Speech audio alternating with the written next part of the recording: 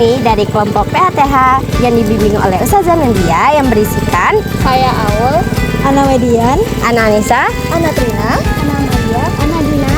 dengan judul penelitian kami yaitu budidaya ikan lele sebagai solusi mengatasi masalah pengangguran di Rumbai Timur. tahu nggak? Ternyata budidaya ikan lele ini bisa mengatasi pengangguran di Rumbai Timur. Bagaimana caranya? Yuk simak video berikut.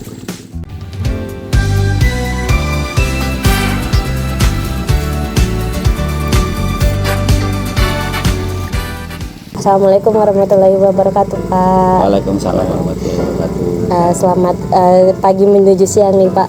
Kami dari kelompok PATH SMA ITL Itihad. Nah, kami di sini ingin mewawancarai Bapak mengenai pengelola ikan lele ini. Bapak sebagai narasumber di proyek akhir tahun kami yang berjudul budidaya ikan lele sebagai solusi mengatasi masalah pengangguran di Pekanbaru. Jadi Bapak sejak kapan sih mengelola ikan lele ini? Saya mulai berusaha di dunia ikan lele ini sebenarnya sudah 20 tahunan. Awal itu memang tahun-tahun pertama sampai 10 tahun di awal itu yang pertama saya ikut sama orang, jadi pegawainya orang. Itu jalan mungkin sampai ya hampir 10 tahun. Nggak mungkin jadi anggota aja. Bapak kenal sama pabrik pakan, masuk supplier ikan. Kebetulan dikasih kemudahan sama pabrik untuk pinjaman. Jadi kita dikasih pakan, pembayarannya setelah panen. Awal dulu ada salah satu pabrikan itu percaya sama Bapak, kasih Bapak itu 1 bulan 15 ton. Setelah mulai dari situ Bapak mulai buka usaha, belajar buka usaha sendiri. Hari ini tetap bekerja sama dengan pabrik pakan. Sebelumnya nih Pak, kenapa Bapak memilih ikan lele sebagai kayak bisnis untuk Bapak Ya, gitu Pak? jadi kalau kita mau buat besar, kita mau untuk perkembangan usaha itu memang ya di lele karena kebutuhan ikan lele ini banyak. Oh, iya. Nah, dari awal kelola hingga sekarang, apakah ada kendalanya Bapak? Kayak pastinya kemarin kita sudah melewati pandemi ya kan? Ya. Nah, jadi apa saja? Itu di awal tahun pertama pandemi sudah kayak gitu, kedua sudah mulai agak berjalan. Alhamdulillah sampai sekarang jalan. Sampai alhamdulillah Pak. Rupanya selama pandemi bukannya kayak sepi gitu, malah yang di tempat desa-desa gitu masih berjalan ya Pak? Iya, kita kan apa? Gimana caranya ikan ini kita nggak rugi. Sudah itu waktu pandemi itu Bapak sudah bermitra sama orang banyak, orang kalau nggak salah anggota Bapak udah 12. Sudah ada kerjasama ya Iya. Pak? Sempet ikan Bapak itu panennya 7 bulan baru habis. Satu sesi masuk bibit itu 7 bulan baru habis. Karena memang nggak ada duit beredar di Indonesia. Sampai aku telepon kawan yang di Jawa pun sama, penjualan ikan itu yang susah. Itu ya kita tahan ikan itu sampai 7 bulan ya. Hari ini kita kasih makan, besok enggak. Jadi kita ngatur tuh. Nah disitulah memang di situ kerugian juga cukup banyak. Mungkin banyak sekali ya Pak kendalanya yang Bapak alami mungkin selama sekarang udah sampai 20 tahun. Udah 20 tahun ya Pak. Nah, dari hasil-hasil ini Bapak pemasarannya gimana Pak? Bapak jual belikannya kemana gitu Pak? Pemasarannya itu kan kayak hari ini ya ada di Pekanbaru. Ada sampai kalau Sumatera Utara itu di Rantau Prapat. Sama di Gunung Tua. Walaupun kami nggak ada ikan, dia tahunya sama kami. Berarti kayak udah langganan gitu ya ke bapaknya gitu ya Kak. Kan Bapak nih mengelola ikan lele ini pastinya ada butuh bantuan. Di sini ada melibatkan masyarakat ya Pak? Pasti. Kan makanya kalau kami itu bukan ada yang gaji harian, ada yang bagi hasil ada. Ada 3 macam sama pegawai sama kami. Yang pertama itu memang murni pegawai saya itu gaji bulanan. Yang kedua mitra kami yang nomor 2 memang yang bagi hasil nih. Memang dia nggak punya modal sama sekali, Bapak percaya, Bapak kasih modal, kita bagi 2. Nah kalau si kayak macam Bang Aan itu dia punya modal, tapi modalnya kurang. Kita tambahin, kita buat gimana caranya hidup dia cukup. Biar kembang ya. Jadi tadi Nisa dengar dari cerita Bapak ada Pak Aan sebagai yang salah satu bekerjasama dengan Bapak ya. Jadi berarti dalam bisnis Bapak ini pastinya ada membantu masyarakat yang mengalami pengangguran ya Pak? Iya. Kayak macam 2021, 2020 yang Bapak tarik untuk ini cuma kan ada kelemahannya. Bapak itu kan cuma ambil apa nih? Ada orang nganggur, ada orang udah selesai sekolah, ya udahlah ikut kerja sama bapak gaji, bapak kasih, kadang-kadang kasih bagi hasil kan. Cuma dalam perjalanannya, dalam setahun berjalan itu memang ada yang nggak mau kerja, ada yang malas gitulah. Karena efek habis mungkin selesai sekolah ini Pak. Memang ya beda lah anak-anak muda sekarang kan agak beda nih. Itu bapak stop. Jadi sekarang tinggal yang bapak bantu betul itu tinggal 1, 2, 3, 4 orang. Benar-benar yang ingin bekerja sama dengan bapak ya Pak. Pokoknya kamu mau kerja. Kalau yang nggak mau kerja ya sudah bapak buangin karena ini potensi merugikan bapak. Gitu lah. Tanggapan orang yang terbantu dalam mengatasi masalah pengaruh ini gimana Pak? Tanggapan orang yang bapak bantu gitu untuk mengatasi masalah pengaruh. Sekarang ini sudah macam kayak saudara lah. Jadi kalau ada apa-apa gitu, misal bapak ini pulang kampung nih, suruh uruskan bapak ya nggak perlu bapak gaji, udah kerja aja sendiri gitu kan. Jadi ya udah kayak macam bapak, macam saudara bapak, macam adik bapak, macam anak bapak gitulah. Jadi pesan bapak nih untuk kami sebagai generasi muda kedepannya gimana? Untuk apalagi nanti kan kami akan mengalami fase-fase kerja gitu Pak. Itu pastinya kami untuk kedepannya gimana gitu. Pertama disiplin. Disiplin, jujur, itu aja lah modal orang hidup. Jadi kalau sudah jujur, insya Allah dimanapun kita tinggal, dimanapun kita kerja, kurasa bisa dipakai orang. Walaupun dia misalnya dia punya banyak skill, tapi dia nggak jujur, itu sama aja bohong gitu ya Pak. Jadi jujur itu diutamakan ya. Jujur yang harus pertama diapakan, kedua disiplin. Yang ketiga ya jangan sombong lah. Makasih banyak Pak dengan Bapak Sugeng ya Pak Sugeng udah kasih motivasi untuk kami generasi muda. Semoga berjalan ke depannya semakin membaik gitu, semakin tinggi hasilnya gitu ya Pak. Terima kasih Pak untuk waktunya. Jadi sekarang kita sudah bersama yang bekerja sama dengan Pak Sugeng. Jadi namanya siapa Pak? Namanya Pak Aan. Jadi Om Aan ini udah bekerja sama dengan Pak Sugeng udah berapa lama Pak? Dari 2016 kayaknya, kalau nggak salah. Dari 2016. Jadi awal mulanya tuh gimana Pak bisa bekerja sama dengan Pak Sugeng? Awalnya sih dari teman-teman kuliah dulu sama-sama. Terus salah satu teman kuliah tuh udah kenal sama Pak Sugengnya. Jadi diajaklah main ke kolam sini. Itulah awal ketemu Pak Sugeng. Terus ya pelan-pelan sering berjalan waktu kerjasama jadinya. Awalnya Om udah punya kerjaan lain nggak Om? Belum, kebetulan waktu pertama kali ternak ikan itu pas lagi nyusun skripsi. Jadi emang belum ada kegiatan, cuman kuliah aja. Kuliahnya di mana tuh Om? Kuliah di UNRI. Jurusan ekonomi. Jadi selama bisnis budidaya ikan lele ini ada kendala gitu nggak Om?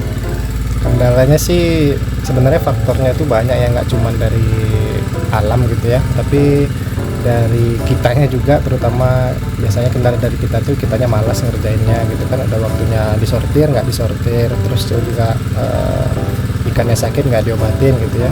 Terus kalau dari kendalanya kayak faktor luar kayak alam gitu sih ya ada lah, kalau kayak gini cuaca kadang hujan kadang panas gitu ya, cara menyikapinya ya salah satunya tuh kita lihat karakter ikannya gitu loh. Jadi nanti kalau kita udah lihat karakter ikannya, kalau ikannya lemas bisa diobatin, kalau ikannya gimana nanti ada caranya. Jadi selama kerja sama dengan Pak Sugeng ini terbantu nggak Om? Alhamdulillahnya sangat terbantu gitu. Ya bisa dibilang dari lajang gitu kan sampai sekarang udah berkeluarga lah masih sama Pak Sugeng.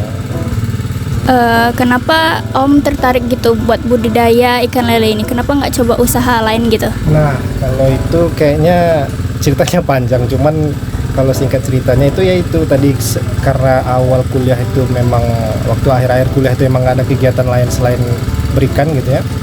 Terus juga ngelihat ada peluang di sini, ya udah karena udah keterusan aja, nggak ada alasan yang spesifik karena memang passion atau apa gitu, nggak juga, karena memang udah keterusan dari awal, jadi ya ada peluang di sini ya diterusin, ditekuni gitu aja. Awalnya bisa nggak sih Om membudidayakan lele ini atau diajarin sama Pak Sugeng dulu? Nah awalnya tuh memang murni nggak bisa, bahkan megang lele nggak pernah gitu ya. Jadi awalnya tuh memang belajarnya sama Mas Sugeng, jadi kapan Pak Sugengnya nyortir gitu kan, kalau dia butuh bantuan ya sambil bantu dia ya sambil belajar. Awal hasil pendapatannya tuh berapa Om kalau boleh tahu? Mungkin kisarannya aja, cuman nggak ingat juga soalnya dia di angka 5-15 juta ada lah.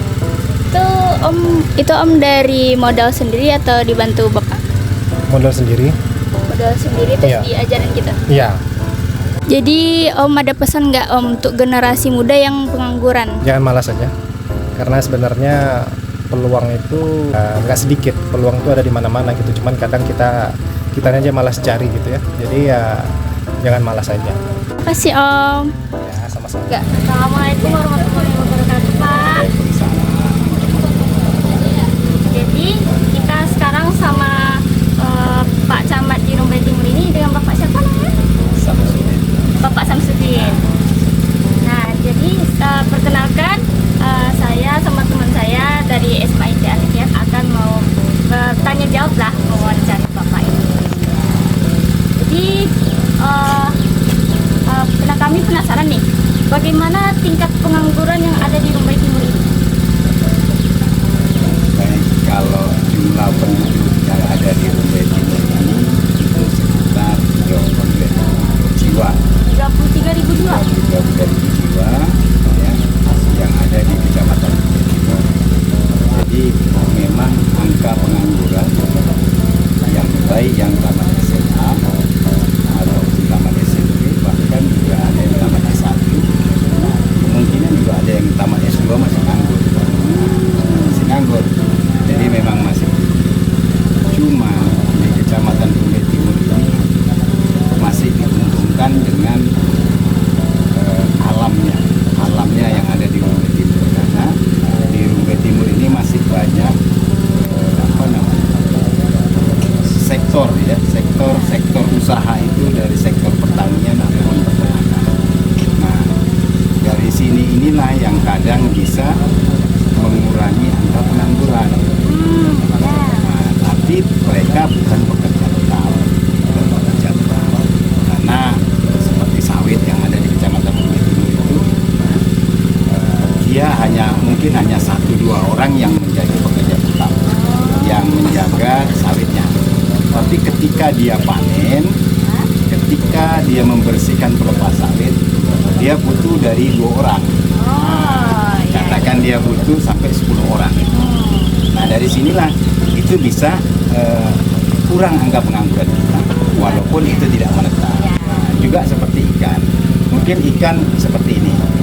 Alhamdulillah ini kelompok ikan ini sudah ada berapa orang ya? Sudah ada berapa orang, dan ini semuanya diambil dari masyarakat yang ada di sini. Nah, jadi dari yang mungkin tidak bekerja diambil oleh Pak Sugeng ya, Pak Sugeng itu, dan ini mereka bisa mendapatkan penghasilan dari sini. Nah, tentunya ini kan mengurangi angka pengangguran yang ada di Kecamatan. Kemudian ketika panen juga mereka butuh tenaga, mereka cari ini bisa mengurangi angka pengangguran walaupun mereka bukan pekerja tetap. Nah, jadi di sini kami pihak pemerintah khususnya Kecamatan Rumbai Timur, saya selaku camat ya, kami sangat apresiasi yang seperti ini, dan kami sangat mendukung sekali ya program-program yang ada di Kecamatan Rumbai Timur ini, seperti kelompok-kelompok baik itu petani perikanan ataupun yang lainnya. Jadi inilah yang bisa mengurangi angka pengangguran yang ada di Kecamatan Rumbai Timur. Karena kalau mengharapkan seperti kerja di perusahaan, kerja di pegawai negeri gitu ya, pegawai negeri itu saingannya cukup berat gitu. Ketika mereka hanya butuhkan 5 yang daftar 1000. Nah ini kan cukup berat untuk persaingannya. Jadi mungkin yang seperti inilah di Kecamatan Rumbai Timur itu yang bisa mengurangi angka pengangguran. Dan saya pikir gini, pekerjaan yang ini kalaulah rutinitasnya ini terus, saya pikir penghasilannya lebih besar daripada yang pekerja di perusahaan. Nah, ini luar biasa. Tinggal nanti manusianya memanage pengeluaran keuangan mereka, itu saja. Pesan untuk generasi muda agar terhindar dari pengangguran dan kemiskinan ini Pak? Ini luar biasa. Ini kelas berapa? Kelas mau OTW kelas 12. Wah, oke.